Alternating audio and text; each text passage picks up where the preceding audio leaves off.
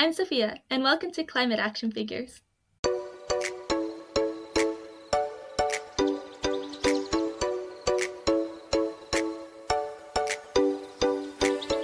Hello, and welcome to another hope-filled episode of Climate Action Figures. My name is John Whidden, and this week on the show you get to meet Sophia.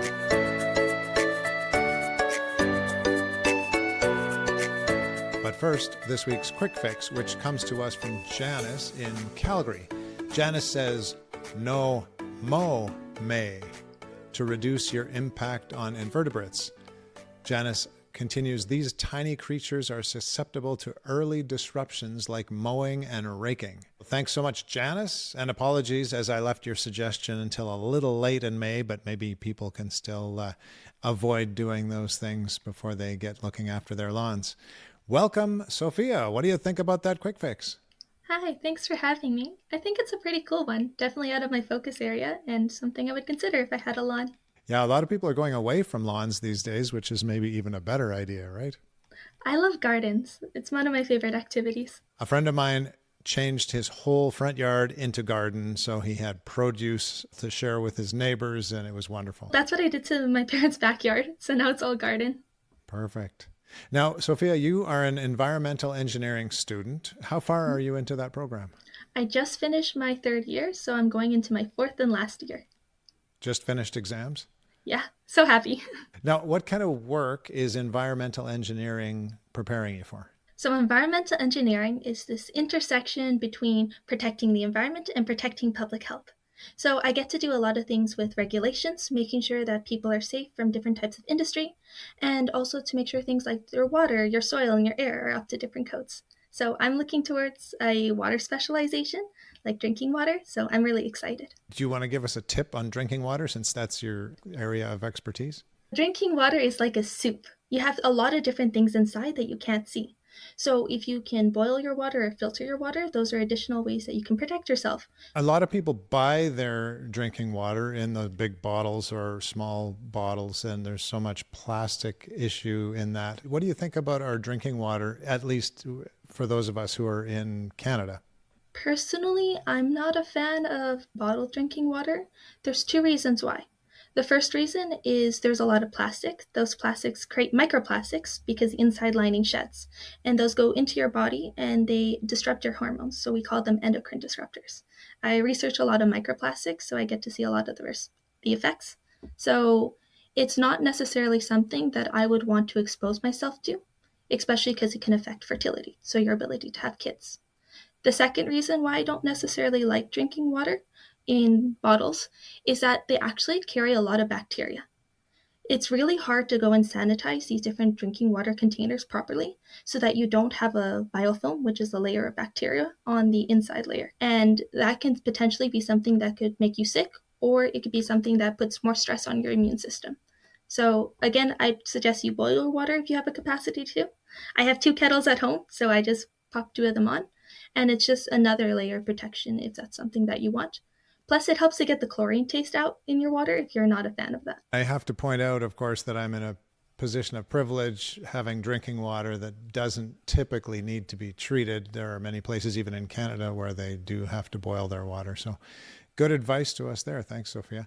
Let's dig a bit deeper into that world of microplastics research that you're into. You've talked about water bottles. What other interesting things can you tell us about microplastics? Microplastics are everywhere. And currently we use a lot of plastic in our world. They break down into microplastics and they break down into different shapes. So that's what I study. So you can have plastics that are round or you can have plastics that are flat. And about 60% of the plastics are round, and slowly over time they become flatter. The reason why this is important, it affects how they settle inside our different lakes and rivers and what animals they affect. I guess that's kind of like my special interest area is I look at all about how do we transport them in different systems and how can we go and make sure that people are safer. So something really cool is that there's a lot of different research that's happening in this area to go and make sure that these plastics, as they break down over time, can go and better protect you and your health. So in your research, what have you found to be the worst types of plastic for breaking down and getting into our environment? I don't look too much at the different types of plastics per se. but I do look a lot at the shapes. So all our modeling systems are based around this idea that plastics are round.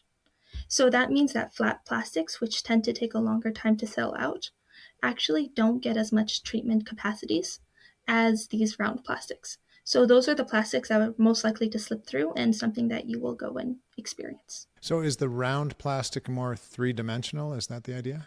It's just more that they're easier to model. So we do all our predictions that basically everything is round and we apply a safety factor and hope it's good. I think we can be a little bit more precise, but again, it's an emerging contaminant, so we're still learning more as time goes on. And the flat plastic, because there's more surface area, takes longer to get to the bottom and Yes, settle. yes, it's surface area dependent, so it takes longer, has more drag force. So like kind of think a piece of paper that's crumpled up will go down faster than a piece of paper that's flat. It will kind of sway as it goes down. Right. So what would you say are the best ways that we can avoid harmful microplastics in our environment? Ooh, that's a good question. I think the first one is to use less plastic. The less plastic we use, the less source plastic that's going into the environment, and having really good waste management solutions. So when you have your plastic, where does it go? If we can go and contain it to reuse and recycle as much of it as possible, that's a lot less plastic that's just kind of going out into the environment with no one doing anything. And then, of course, afterwards, once it's in the environment, using different solutions to go help treat it. So something really cool is I am a mentor for a team in Toronto. They're called iGEM Toronto, and they're working on a technology to go and remove microplastics from the environment using bacteria. So there's a lot of really interesting solutions that we can have to remove plastics, and employing those would definitely be something that's useful. My understanding, Sophia, has been that the cheaper plastics, the thinner plastics, tend to break down more easily or tend to get out into the environment, like let's say a single-use plastic bag or something like that. Is that generally true? I would have to double check that, but from my understanding, yes. Just because one, they're again more film-like, they tend to break down because they're thinner, there's less molecular weight holding them together. So when you're considering the impact of the sun, it's much easier to break these short chain molecules than really long chain molecules. So anything that's short chain, be it that or very brittle plastics as the sun hits it, that will go and break down a little bit easier. Going into a different area of study for you, you have used research, policy, and design to build more sustainable and equitable communities. Can you tell us a little more about that? Yeah, so this is kind of one of my favorite things. I'd like to say that I am a leader by kindness. So when I was little, I really struggled to get around the community. And that's because my dad was temporarily paralyzed from the back down. And it was really hard on my family. My mom couldn't bring me to school. And that was the first time that I realized that transportation barriers rob youth of opportunities, friendships, and dreams. At first, I just thought it was a me issue. But when I went to high school, I realized I wasn't alone. That there's so many kids from different backgrounds who are struggling to get around our communities. So that's something that I wanted to change. So I went and I spoke to Regina City Council. I actually recited a slam poem. And I basically told them that there needs to be better mobility options for youth. And that led me to be on the Energy and Sustainability Framework, which is the Regina's plan to reach near net zero emissions by 2050. Also, just to kind of go and work in the community, create a group called Better Bus Youth. And as a result of this, transit was made free for all youth under the age of 13, which helps 36,000 kids in Regina. And now that I do that nationally, so now that's 300,000 kids in about 40 different communities that have free transit. Wow, congratulations on that. Yeah, thank you. You've invested a lot of energy into youth transit advocacy. You've talked about what got you started in that. What keeps you moving in that? What inspires you about that particular area? The difference that mobility makes in people's life. We see so often that when people don't have access to mobility, it's like their entire life and their support system shuts down. So when a kid can go to school, when they're able to work and gain financial freedom, when they're able to volunteer or be parts of things like sports and build a sense of independence and confidence, the farther they're able to go in their life. And there's so much research that goes and supports this. We saw that in Kingston, when kids had free transit passes, they used 86,000 trips to go on different cultural experiences, and school absences reduced by 16,000. So there's just so many benefits, and I even see it like from random kids that I meet where they talk about, oh, I can go see my mom and I can just go and jump on the bus, or I can visit my grandma, and it's easy for them to go around and see different people, and that's something that I want to see more of in our communities. Sophia, you've mentioned once about kindness, and clearly in several of your answers, you're thinking about other people all the time. Where did you get that in your life? Where does that come from? I think it came a lot from like my different teachers when I was little. John, you're a teacher, and I think you always know that teachers are some of the first people that goes and supports youth and show them, your voice matters. People want to see you succeed, and people are willing to go and give you the resources to get there. And just having those teachers in my life to say, we want to see you go farther is just kind of what taught me I want to be like them. So that's definitely my biggest motivation. Well, we'll always take a shout out to teachers on this program. Sophia, you also build programs that scale, for example, securing $30,000 for 2 national youth transit initiatives with Small Change Fund, and helping grow Civil Connect into a 60-member student design team supporting Alberta communities. What are ways that we can get youth involved in climate action like you have? I think the biggest way is we give them opportunities to go and be leaders in their communities. I do a lot of research with the government of Saskatchewan on distributive leadership, and that is one of the best ways to go and ensure better public health. So when we go and help to give kids access to funding, when we make them aware that there's actually a lot of funding out there for youth to run their own programs, when we give them opportunities to go and be leaders in their communities to get other youth involved, and also mention that it can relate to their futures with their degrees, it really can help them to just take the next step and see that I can go and make a difference in my community, and I don't have to wait till I'm 40 or 50 years old to start. And you mentioned funding. That can always be a challenge in putting these groups together, getting the funding for them. There will be people listening or watching the podcast who are wondering, how do we do that? That's one of the hardest parts. Do you have any advice for them? So when I started, I had no monies. I basically went to other people that I knew and I saw if I could find funding through them. So my teachers were the big first funders of my projects, and I'm so grateful to them. I went and I asked different people in my religious communities and my neighbors, and you can do fundraising that way, same way that you almost do with a sports team, bottle drives. There's also other ways to go through different organizations. For example, schools often have some money for different school-related activities. So if you do something with a club, maybe you can find a little bit of money there. And there's also a lot of money inside the community to go and build things up. So almost every city has some form of a neighborhood grant. So if you're doing a project in a community, for example, like gardening or something like that, you can get a $500 to like $1,500 grant to go and help you start. Same thing that there's a lot of different national awards and international awards, like Finance, Engage, Sustain.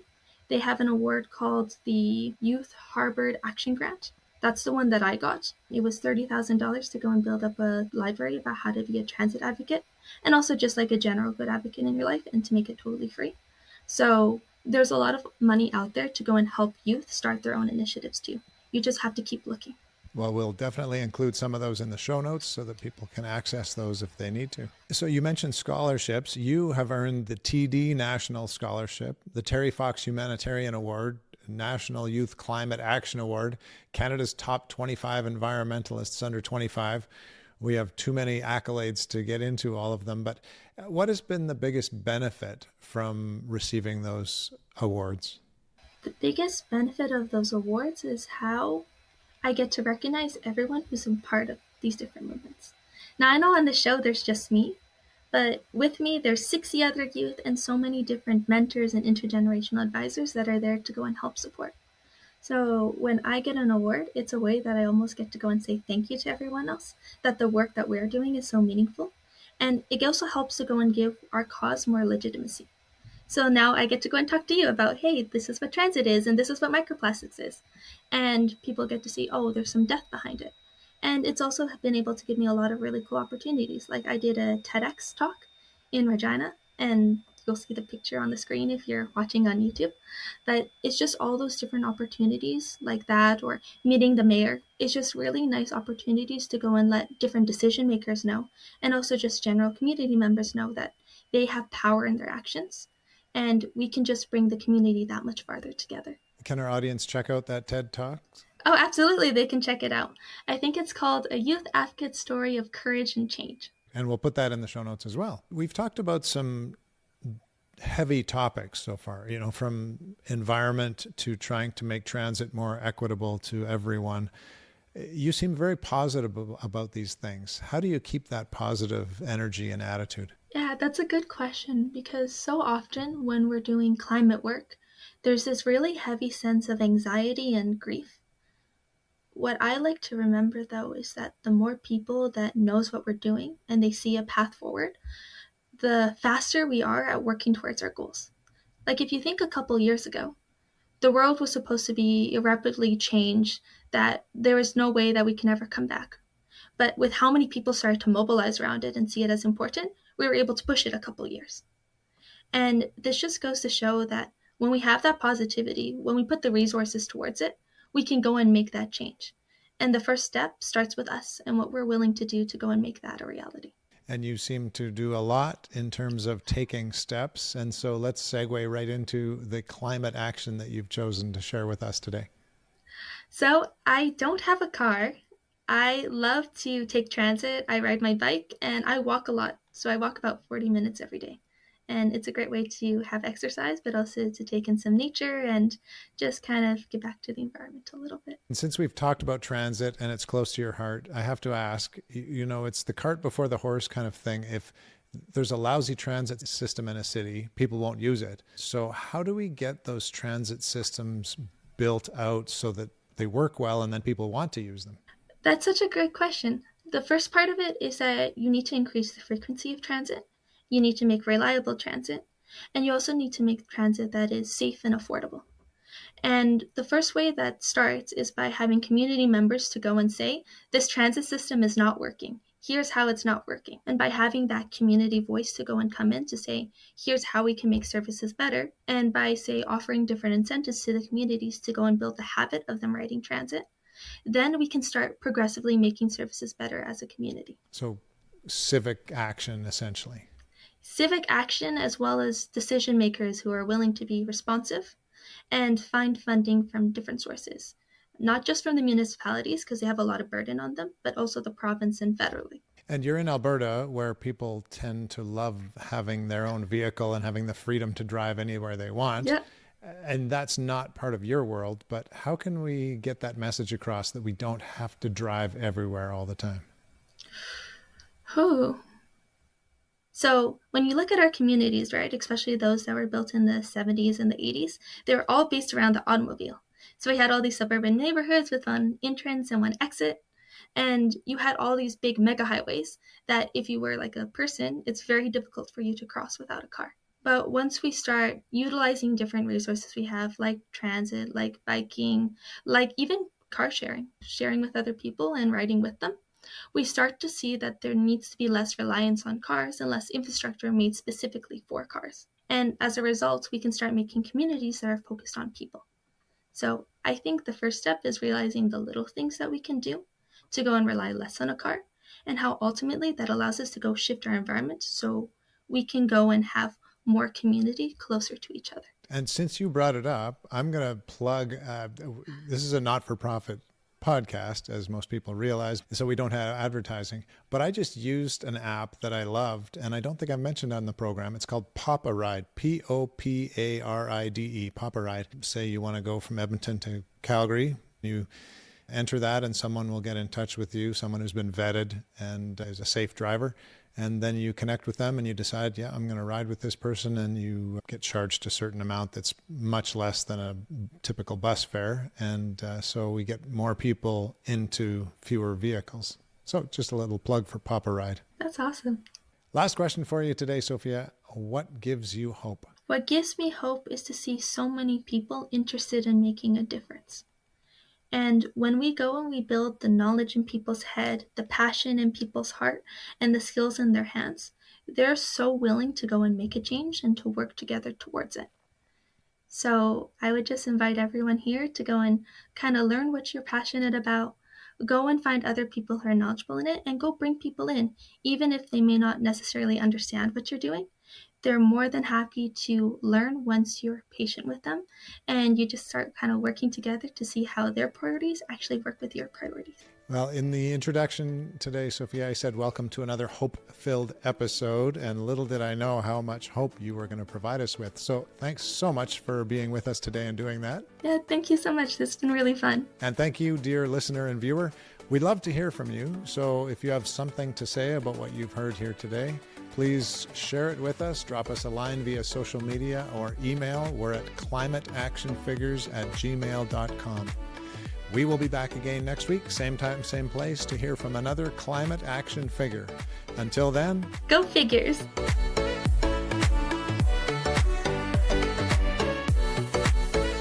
This has been Climate Action Figures. Our show is produced and hosted by John Whidden. Our creative consultant is Kayla McIntosh. Our theme song is Hawaii Vacation by Tovari. You can find us on Instagram, Facebook, and YouTube at Climate Action Figures. That's all one word. And if you have any other questions or comments that arose from this or any episode, feel free to reach out to us at climateactionfigures@gmail.com. And thank you for listening. We'll be back next week with another Climate Action Figure.